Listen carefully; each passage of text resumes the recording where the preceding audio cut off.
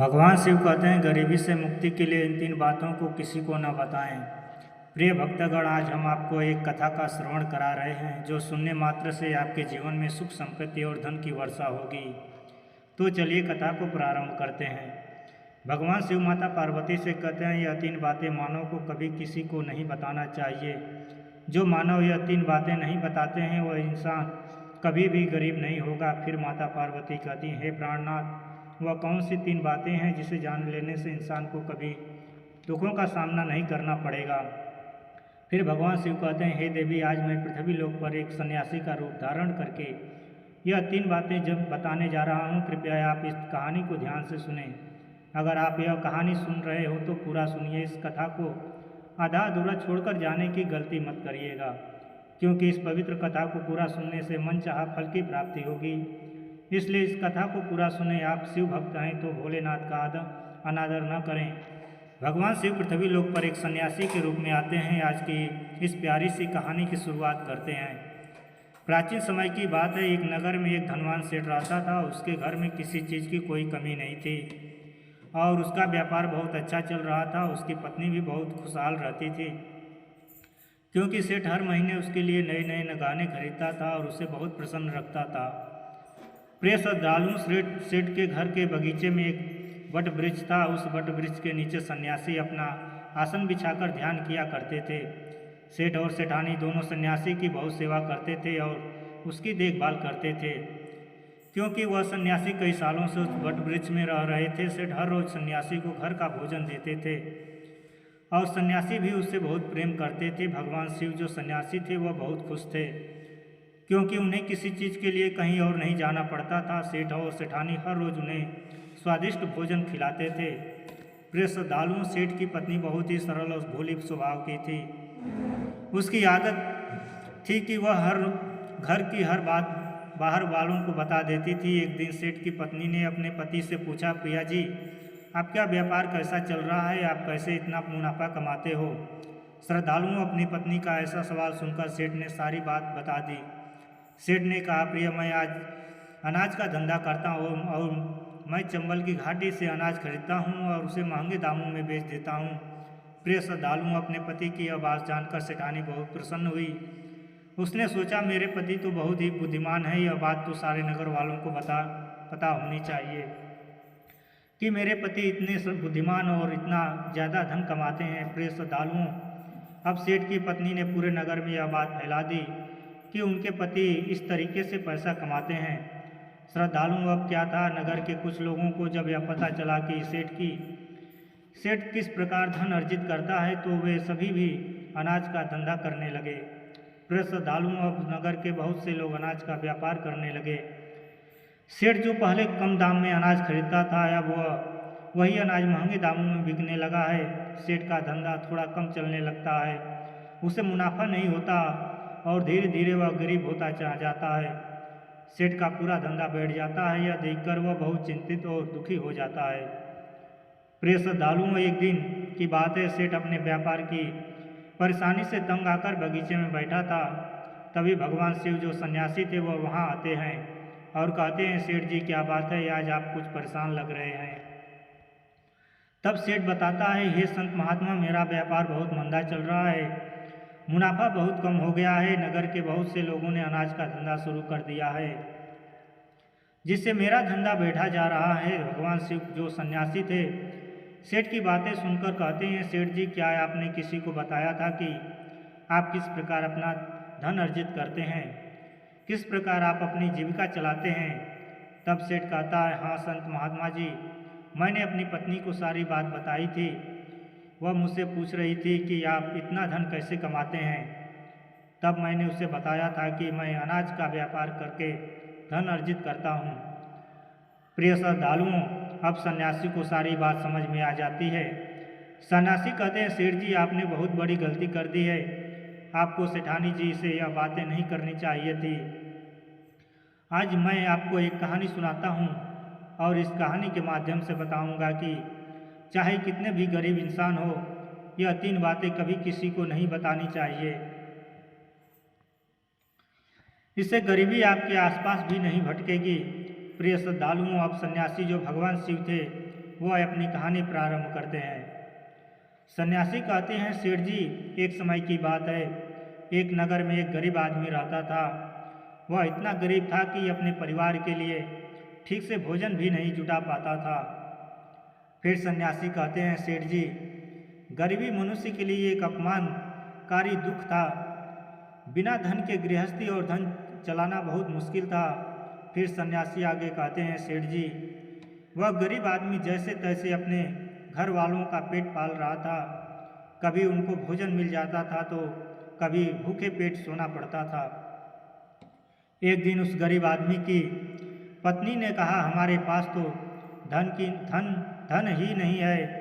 सुबह को खा लेते तो शाम की उम्मीद नहीं है, शाम को खा लेते तो सुबह की उम्मीद नहीं है। आखिर ऐसे कब तक चलेगा? मैंने जैसे तैसे करके घर चला लूँगी, लेकिन आप धन कमाने के लिए परदेश चले जाइए। इस प्रकार से हमारे परिवार का गुजारा नहीं चलेगा। मनुष्य के पास चाहे कितना ही धन हो, लेकिन अगर उसके पास कोई काम नहीं है तो वह धन भी बेकार हो जाता है। अगर हम कुछ नहीं करेंगे तो अपने बच्चों को कैसे पालेंगे? भूखे मरने से अच्छा है कि किसी की छोटी मोटी मजदूरी ही कर लें। अब पत्नी के बार बार कहने पर वह गरीब आदमी धन कमाने की आस लेकर घर से निकल पड़ा। वह जंगलों के रास्ते से प्रदेश के लिए रवाना हुआ। चलते चलते वह एक जंगल में पहुंच गया। दूर की यात्रा तय करके जा रहा था। बेचारा थक चुका था तो उसने देखा कि आगे एक छायादार बरगद का पेड़ है। उस पेड़ की लंबी लंबी शाखाएं थी, उसकी जड़ें जमीन को छू रही थी। शीतल छाया देखकर वह बेचारा गरीब आदमी उस पेड़ के नीचे बैठकर आराम करने लगा। प्रिय श्रद्धालुओं, सन्यासी आगे कहते हैं, वह गरीब आदमी वह बरगद के नीचे आराम से लेटा हुआ था। तभी उसने देखा कि कहीं से एक सांप आया और वह सांप उसी पेड़ पर चढ़ गया। गरीब आदमी उस सांप को गौर से देख रहा था। वह सोचने लगा कि यह सांप इस बरगद पर क्यों चढ़ रहा है और अब क्या करेगा। तभी उसने देखा कि उस पेड़ की डाल पर तोता और मैना का घोंसला था। घोंसले में तोता और मैना के बच्चे रखे हुए थे। सांप को देखकर तोता और मैना के बच्चे डर के मारे चिल्लाने लगे। वह गरीब आदमी देखते ही समझ गया कि यह दुष्ट सांप इन बच्चों को खाने आया है।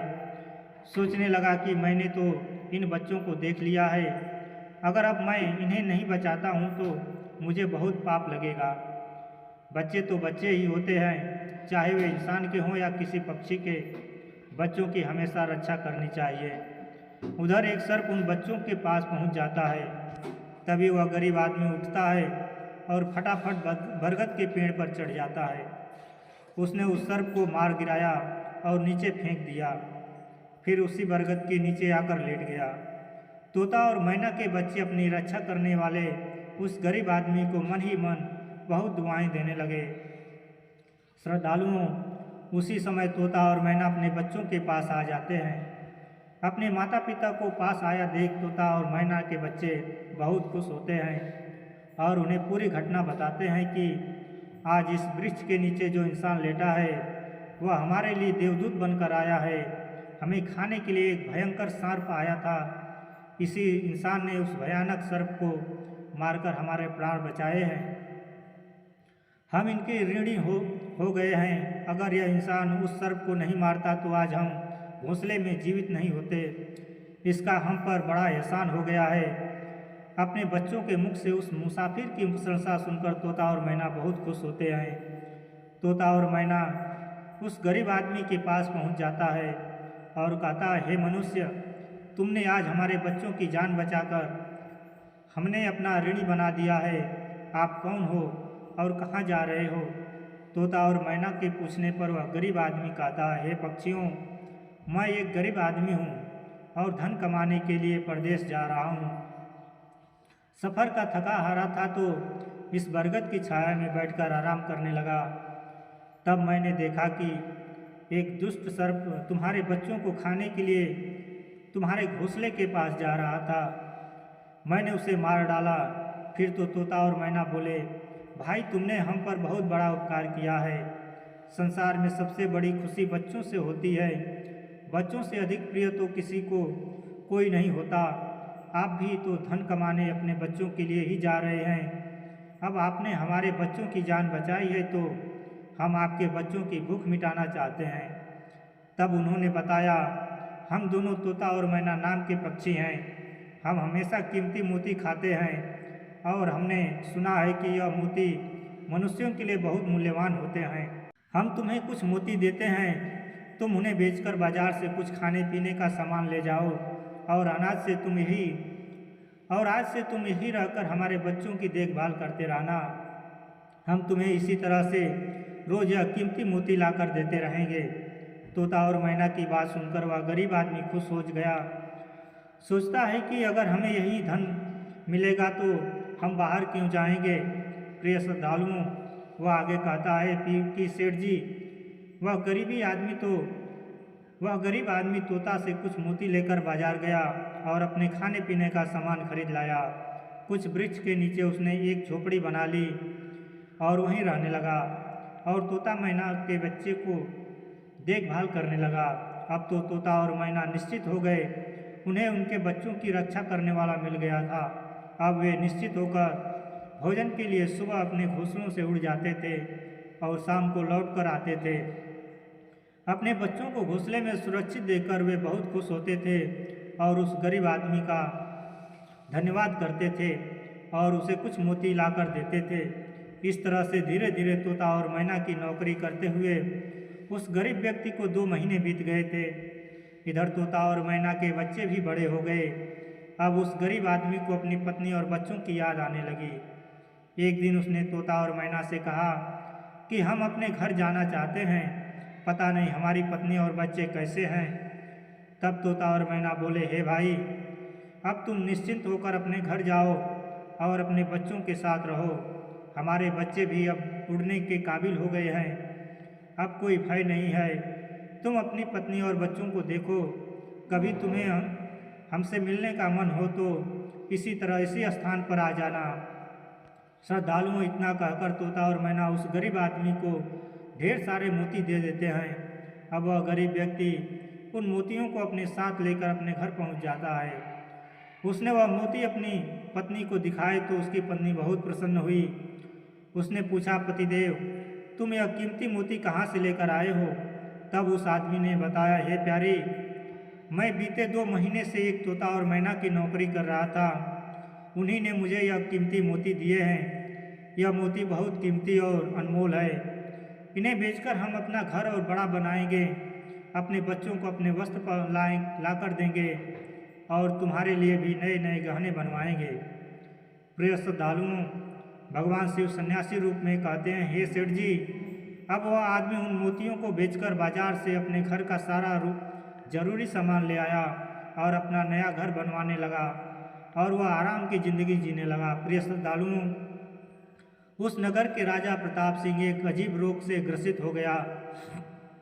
नगर में दूर दूर से बड़े बड़े वैद्य राजा को देखने आए और अपने अपने तरीके से इलाज शुरू कर दिया, लेकिन राजा के स्वास्थ्य में कोई सुधार नहीं हुआ। जब किसी के इलाज से राजा ठीक नहीं हुए तो एक वैद्य ने राजा से कहा, महाराज, आपकी जिंदगी बच सकती है। अगर आपको तोते के बच्चे का मांस मिल जाए तो आप हमेशा के लिए ठीक हो जाएंगे। इस प्रकार वैद्य की बात सुनकर राजा प्रताप सिंह ने अपने राज्य में घोषणा करवा दी कि जो कोई उसे तोता लाकर देगा उसे सोने के सिक्के दिए जाएंगे। प्रिय श्रद्धालुओं, धीरे धीरे यह बात पूरे राज्य में फैल गई। सब लोग तोते की तलाश में इधर उधर लग गए, पर किसी को भी तोता नहीं मिला। एक दिन गरीब आदमी की स्त्री अपने पड़ोस में कुछ स्त्रियों के साथ बैठकर बात कर रही थी। कुछ घर गृहस्थी की बातें हो रही थी। बातों ही बातों में तोते की चर्चा छिड़ गई। एक स्त्री बोली, बहन, क्या तुम्हें पता है कि राजा साहब ने तोते का बच्चा लाने का आदेश दिया है? तोता लाना कोई आसान काम नहीं है। जब गरीब आदमी की पत्नी ने सुना कि राजा साहब बीमार हैं और उन्होंने घोषणा की है कि जो कोई उन्हें तोता का बच्चा लाकर देगा उसे सोने के सिक्कों से मालामाल कर देंगे। यह सुनकर उस गरीब आदमी की पत्नी ने कहा, अरे बहनों, तोता लाना कौन सी बड़ी बात है। मेरे पति तो 2 महीने से तोता और मैना की नौकरी करके आए हैं वह एक नहीं कई तोते ला सकते हैं। इतना कहने के बाद वह अपने घर चली गई। नगर की स्त्रियों ने उसकी बात सुनी और अपने पतियों से बताई। धीरे धीरे यह बात पूरे नगर में फैल गई। राजा ने भी सुना कि उनके राज्य में एक व्यक्ति है जो तोता और मैना के पास नौकरी करके आया है। राजा ने अपने सैनिकों को आदेश दिया कि उस आदमी को पकड़कर लाएं और उससे कहें कि वह एक तोता का बच्चा लाकर दे। राजा ने कहा, इसके बदले हम तुम्हें मुँह मांगा इनाम देंगे। यह सुनकर वह आदमी घबरा गया और बोला, महाराज, आप मेरे प्राण ले लो, पर मैं आपको तोता का बच्चा लाकर नहीं दे सकता। मैंने तो उनकी जान बचाई थी। एक रक्षक भक्षक कैसे बन सकता है? उसके इनकार करने पर राजा प्रताप सिंह बहुत नाराज हुए और बोले, अगर तुमने हमारी बात नहीं मानी और तोता का बच्चा लाकर नहीं दिया तो हम तुम्हारी पत्नी और बच्चों को मरवा देंगे। प्रिय श्रद्धालुओं, फिर भगवान शिव रूपी सन्यासी कहते हैं कि मनुष्य सबसे ज़्यादा कमज़ोर तब पड़ता है जब उसके बच्चों की सुरक्षा की बात आती है। ऐसे में वह कुछ भी करने को मजबूर हो जाता है। राजा की बात सुनकर वह गरीब आदमी बहुत घबरा गया।